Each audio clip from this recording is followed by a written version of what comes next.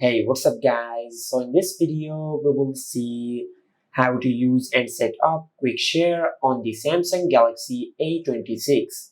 Now to do that, just open the quick settings on your Samsung Galaxy A26 and tap on quick share. Now instead of no one, just select everyone. Then tap on done. Now after that, on your other Android device, just open the quick settings and tap on quick share. Now, just tap on who can share with you and enable visible to nearby devices and select everyone. After that, just open the quick settings, then tap on quick share. Now just tap on turn on and tap on done.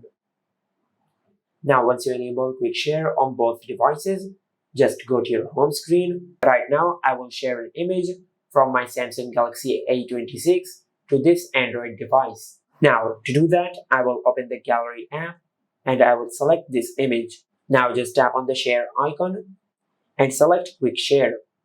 Now just tap on the name of your other Android device.